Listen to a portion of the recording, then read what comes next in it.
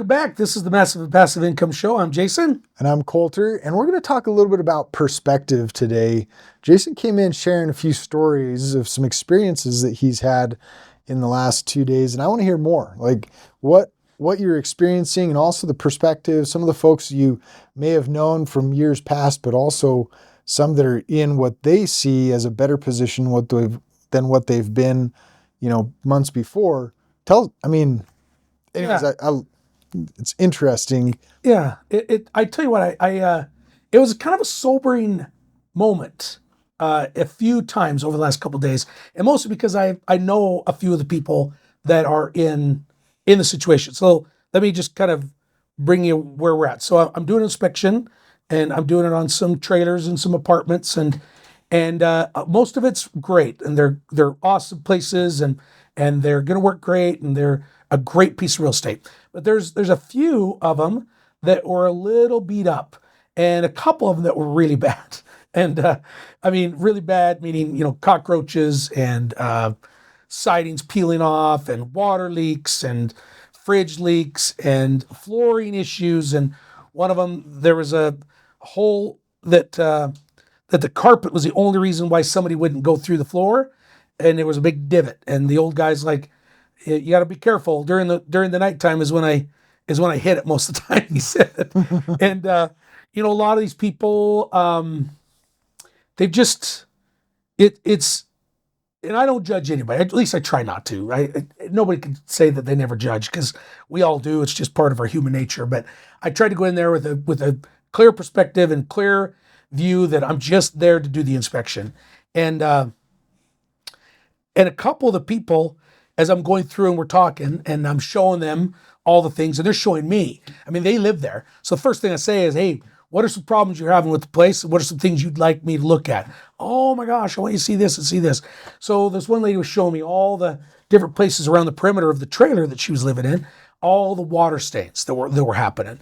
And then she showed me 2 or 3 places where there's mold, and then the cockroach infestation around the water heater, and that was getting into the main living spot, and they were trying to spray for it and all sorts of stuff. And I never said a thing to her. She must have been able to see my face, though, as I'm going through seeing some of these things. And she goes, "This place is rough. I know it is, and it's probably disgusting for most people."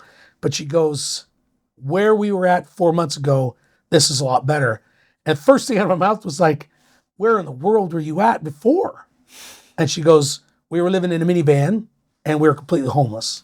And it was me and my husband, my 2 kids, and my daughter and her new baby.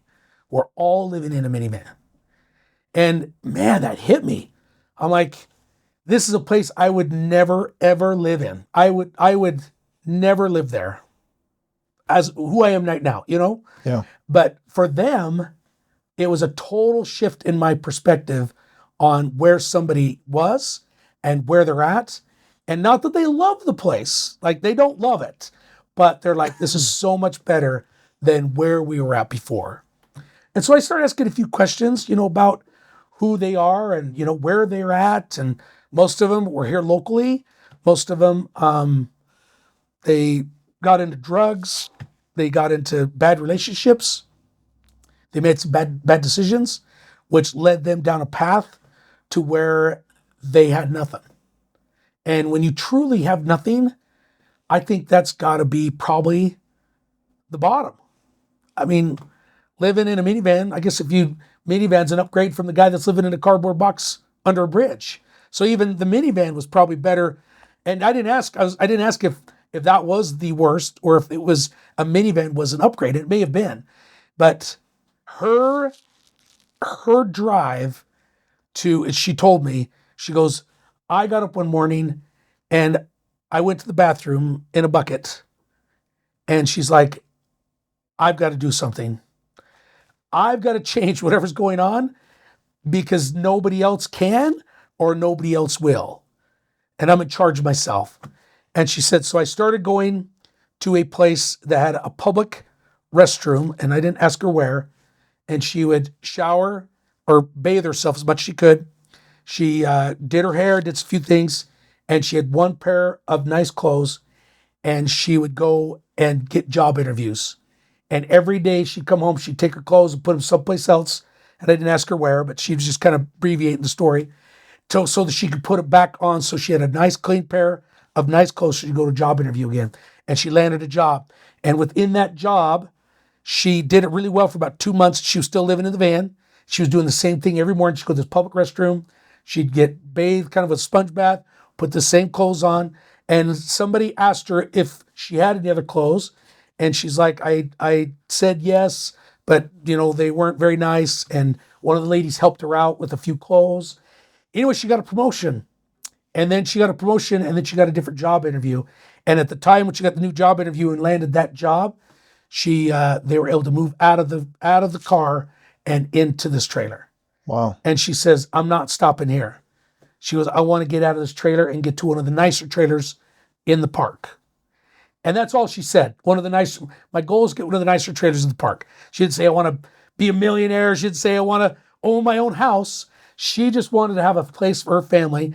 And what's interesting is her daughter was standing there and she goes, I saw my mom doing different things. And so I started doing different things. So she inspired her daughter, and her daughter went back to school and got her GED and got a better job than what she was at. So now they got 2 incomes coming in.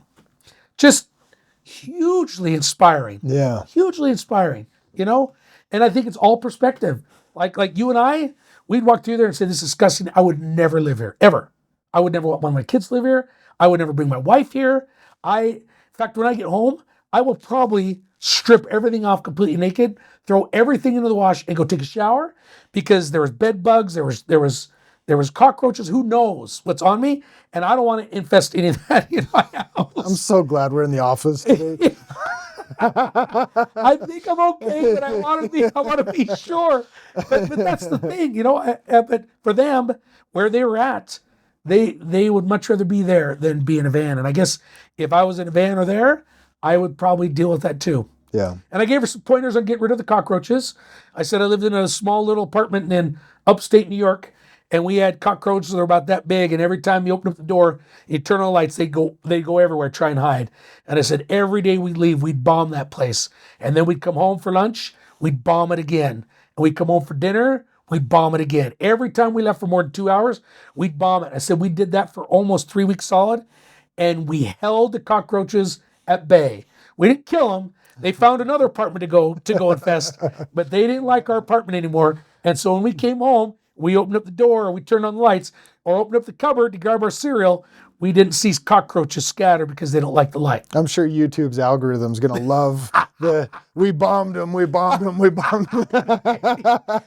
He's so, those like, what is this podcast all about? Yeah. You're going to have to upload this one to the dark net. That's right. Those bombs help, man. They do. You put 2 or 3 out, you light them, and they go off in there, and you're not supposed to be in there at all, while it's going. And anyways, I thought it'd just be a good thing to put things into perspective for people, because there's perspective in everything, not just in that situation, but perspective. And you may see something totally different than the way I see it. You may see an opportunity totally different than what I see. You may see opportunity, I may see no way. I may see opportunity, you're like, I would never do that. Yeah. And neither one of them is wrong. And it's just a different perspective. Mm-hmm. Well, let me share a little bit more perspective. I mean, one is, I really love the story of the lady that's like, I got to do something different, right? So she has that epiphany. Yeah. She's thinking of a future that she wants to be better for herself and for her family, and then that it's going to take a certain, number of steps in order to get to that future that she wants. And man, it just, I don't know, I'm trying to think of multiple different things, and just our change of perspective of going from having very little, if not close to nothing, to saying the something that I'm looking for is really a minimal amount to be happy, quote unquote. Yeah. Right. And I've got, I've ran into many people and have a number of friends that they operate in this, broke at a higher level, type experience. Like they have the big, beautiful house and, a lot of the nice toys, but still live paycheck to paycheck.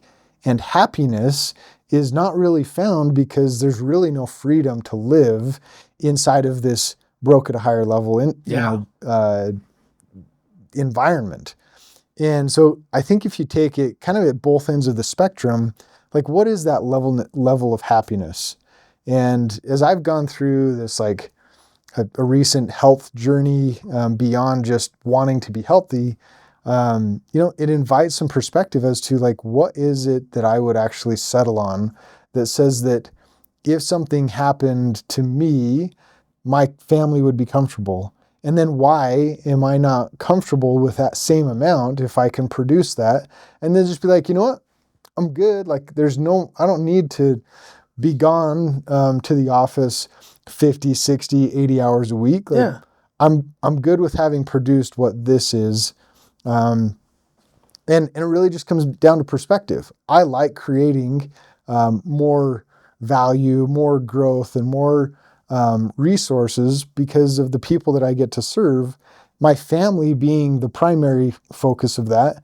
And then, it's my employees and the coworkers and business partners and, like all of that comes into like, it's just these different varying perspectives. Yeah. Huge. And so really just where can we be happy and satisfied? And I heard a quote once is that happiness is being satisfied with where you are, not necessarily that you have to be content staying there, but you are satisfied with where you are. I love that. My daughter, she went to Dominican Republic right after high school and taught English for 4 months. And one of the things she came home and she said, she goes, there's a lot of awesome women in Dominican Republic.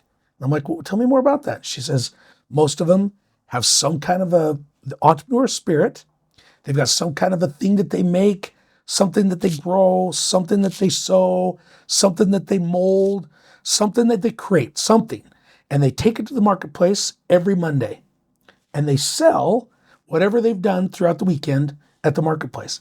But she goes, the difference between them and the difference between, she pointed at me, or most Americans, is as soon as she hits the amount of money that her family needs to survive for the week, she packs up and goes home. And she doesn't come back to the marketplace until the next week. So every Monday she packs up her stuff and she goes, if she has a banger day and sells enough to last for the week on Monday, she packs up, goes home, and his mom and his wife and takes care of the family until the next week. And she goes, if it takes them 3 days to make enough, then they're at the marketplace for 3 days. She still comes home each night, but she goes back out there and spends all day until they make it. Whatever that money is that she needs, that's what she stays out there for. Wow. And she says, why don't Americans do that? And I'm like, I don't know. I don't know. Because you're right. You're 100% right. We could all live probably a pretty content life with whatever we're doing. There's something about the American spirit that we want to drive and create more and be more. And I'm not saying that's healthy. And I'm not saying that hasn't given some heart attacks to people and broken up relationships because of that. But it really put things in perspective on what am I doing this for? Am I going to this meeting late at night to hang out with buddies? Or am I going there to make money? Am I going there to learn something? Am I going there to network? What is it I'm doing? And by doing that, will that benefit me and benefit my family? And that changed a lot of perspective for me. Because when I very first became an entrepreneur, it was like I couldn't get enough. Like I couldn't do enough deals. I couldn't make enough money. Like I was always just always setting a goal that I could just hit all the time. And when the recession hit, a lot of things hit the fan. You know what I mean? And then we've all had growing pains through the recession one way or another. But it changed my perspective, especially when she came back from Dominican Republic. And I'm like, you know what? I'm still going to chase it. I'm still going to run my business. I've still got goals. I still have things I want to accomplish. But I'm not just grabbing and being away from home just for the sake of being away from home, hoping that I'm going to land something.